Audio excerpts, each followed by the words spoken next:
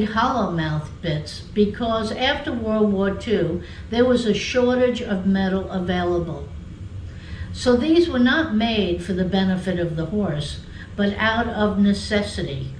And if the bit is too light, what happens is it comes up and then it won't move into the off position. Let's talk curbs or Weymouths. The shank length is really aesthetic and not powerful. If you look at these two bits, this is a 5 centimeter shank and this is a 7. This is short, this is normal. 2 centimeters is not going to give us a lot of power. So we'll put it in a horse that maybe has a short smile, and this will be your normal length. Curbs are fixed cheek bits. The shanks don't move, so they don't pinch like a loose ring. We fit a curb like we would fit a fixed cheek bit. It will be tighter because we want it to be stable in the mouth.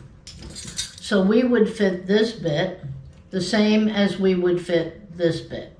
This way, when you move your fingers on the curb rein, we want the message to be clear. Curb bits use the points of control like any other bit. This time we get pull pressure, curb groove action, and bar pressure. Depending upon the design of the curb, it will include other points of control. Let's look at a few curbs to examine where the points of control are.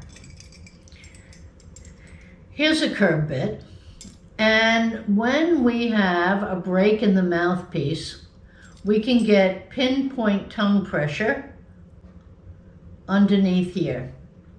We also get palate pressure, as this will come up and hit the palate.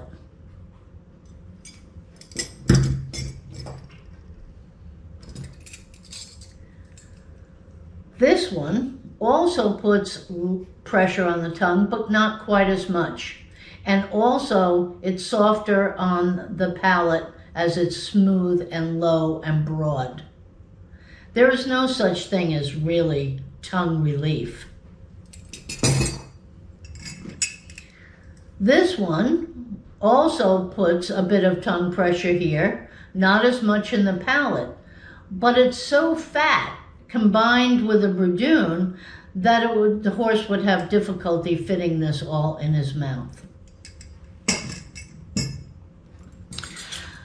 There is a bit for a curb that is super soft. The French made that bit originally. It's called a Moore's Lot, and all it does is arch over the tongue. Very slight arch, because if the arch was quicker, it would come down on the bars faster, and it would use bar pressure, where this bit uses the tongue and the bars equally, so it spreads the pressure out over a bigger space. So this is probably the softest curb bit as you can put in a horse's mouth. This is an interesting bit. This is a takeoff on a Moore's Lot, which utilizes the tongue and the bars at the same time. You can actually feel this roll on your skin like this. But they changed this bit, and I'm going to try to show you this in the camera. They've taken that arch and they've moved it 45 degrees back into the horse's mouth. So here's the teeth and here's the throat of the horse. So they moved that slight arch back 45 degrees.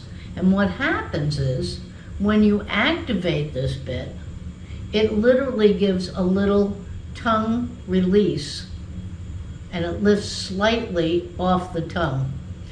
I find this to be one of the most kind and soft curb bits I've ever found. I think a horseman had to design this one. It's really clever. Bradoons are nothing but snaffles with a smaller ring. You choose them the same way.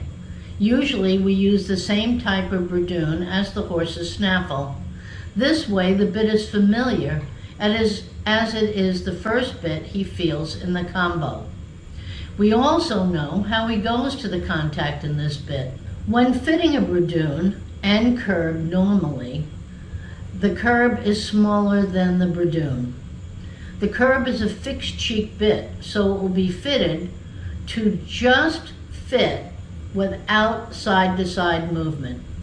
If it's too wide, what happens is that not only will it slide to side, but it will tilt like this.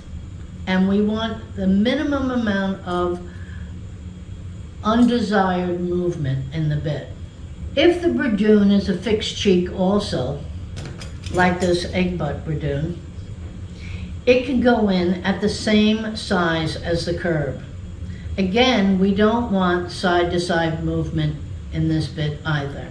If the bradoon is a loose ring, it can be up to 1/4 or 3/4 of an inch wider than the curb.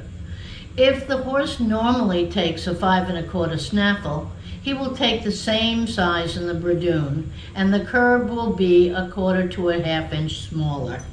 We don't want to pinch the corners of the mouth at all. When we look at this bit in the mouth, we also want it to be on contact. It's a little bit narrower in the on position than it is in the off position in the horse's mouth. So if we look at it on contact, and we want the mouth to be just inside the hole that this ring goes through. You can use a bradoon as a snaffle. It just has a smaller ring, which might be aesthetically better on a small horse. The rings normally are 55 millimeters for a bradoon, and you can also get them in 65 millimeters and 70 millimeters for the snaffle.